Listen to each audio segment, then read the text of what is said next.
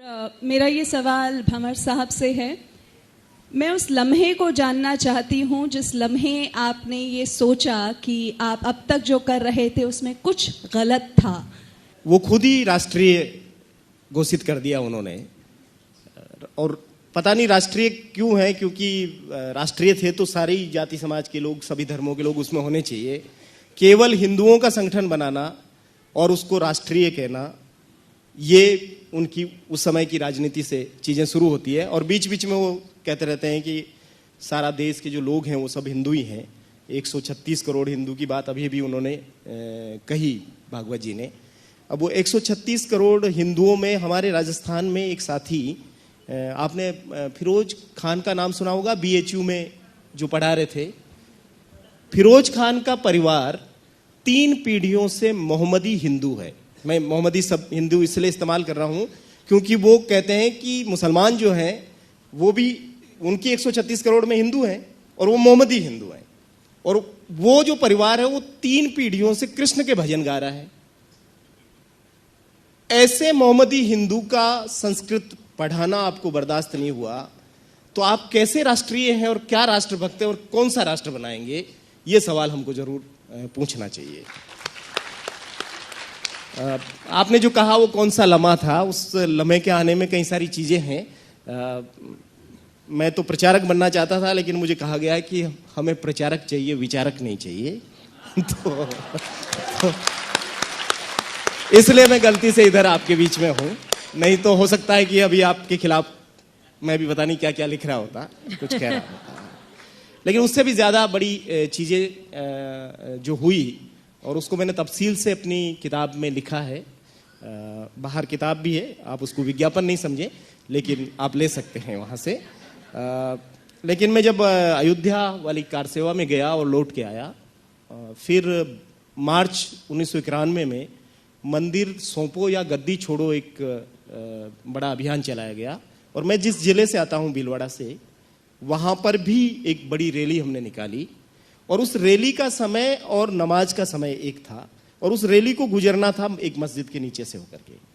और उस समय बीजेपी की गवर्नमेंट थी राजस्थान में, और प्रशासन ने कहा कि नमाज के जो नमाजी निकल जाए उसके बाद रैली को ले जाना चाहिए। तो हमने कहा हमारी गवर्नमेंट है और गुलमंडी जहाँ ये है, गुलमंडी क्या पाकिस्तान में है जो हम वहाँ से नहीं निकल सकते, हम निकलेंगे और उसी समय में निकलेंगे। तो इस बात को लेकर के जब आपस में रसाकसी हुई, किसी ने पीछे से पत्थर फेंके, गोली चल गई, और गोली में 2 लोग मारे गए। 2 ऐसे लोग मारे गए जिनका उस आंदोलन से कोई लेन देना नहीं था, उस दिन के प्रदर्शन से भी कोई लेन देना नहीं था। एक व्यक्ति सामान खरीदने आया गांव से और वो गोली का शिकार हो गया। दूसरा दिन में काम करता था, रात में काम करता है, दिन में सोता रहता है। उसने बाहर कुछ आवाज सुनी, बाहर निकला और ऐसा निकला ही आधा और गोली लग गई, वो मर गया। लेकिन संयोग से दोनों हिंदू थे इसलिए शहीद हो गए। मुसलमान होते तो ढेर हो जाते वो। तो फिर उनका एक अस्थि कलश निकाला गया। अस्थि कलश हमारे गांव में भी आया। सारे जो अस्थि कलश के साथ लोग थे उनका भोजन मेरे घर में बनाया गया। और उस भोजन को, मेरे पिता तो बहुत एंटी RSS व्यक्ति हैं, उन्होंने कभी मेरा RSS में जाना पसंद नहीं किया, लेकिन मेरे को लगता था कि ये कांग्रेसी हैं और ये देशद्रोही हैं, इसलिए ये मेरे को जाने से रोकते हैं। तो जब मैंने उनको कहा कि भाई यहाँ खाना खाएंगे, उन्होंने कहा कभी नहीं खाएंगे, मुझे पता है। मैंने कहा आप जानते ही नहीं हमारे संघ के बारे में, हमारे यहाँ तो बिल्कुल नहीं चलता है ऐसा जातिवादी, हम सबके यहाँ खाते हैं, सबके यहाँ जाते हैं। उन्होंने कहा बहुत बढ़िया, मुझे भी खुशी होगी, बनाओ।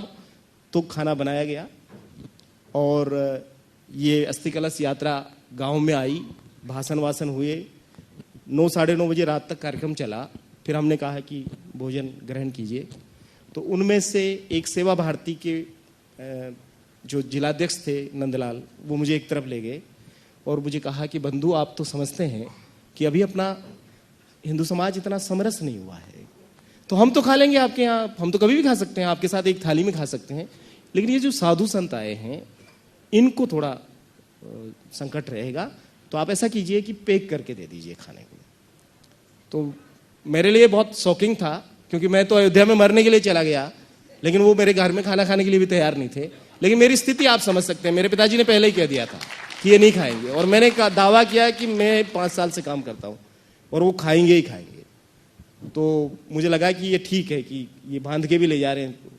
तो जब बांधना शुरू हुआ तो मेरे पिताजी ने पूछा क्यों नहीं खा रहे?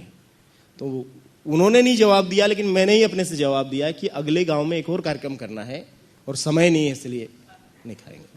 लेकिन वो ले गए खाना, खाया नहीं उन्होंने। वहाँ एक वैद्य राम स्वरूप शर्मा के घर में उन्होंने रात 10 बजे पहुँच करके खाना बनवाया। मेरे यहाँ से जो खाना गया उसको वो चौराहे पर सड़क पे फेंक के चले गए। और दूसरे दिन इस घटना के बारे में उस यात्रा में जो मेरा एक क्लास फेलो था उसने आकर के मुझे बताया। मुझे फिर भी विश्वास नहीं हुआ। तब हम दोनों मित्र जाकर के वहाँ उस जगह को देखा जहाँ खाना फेंका गया था, और जब ये यकीन हो गया कि वास्तव में फेंका गया तो यात्रा जहाँ पहुँची वहाँ पहुँचे हम लोग। और मैंने ये सवाल पूछा कि आपने पहली बात तो मेरे यहाँ खाया नहीं, पैक करके ले गए, और पैक करके ले जाने के बाद आपने फेंक दिया। तो उन्होंने कहा कि आप बहुत छोटी सी बात को बड़ी बना रहे हैं। खाना फेंका नहीं गया था, जीप में पीछे बैठे हुए साथियों के हाथ में था, गाड़ी टर्न पे मुड़ी, हाथ से छूट गया खाना, अब गिरा हुआ खाना खाएंगे क्या हम लोग? तो इतने गिरे हुए नहीं थे, या थे अब आप समझ सकते हैं।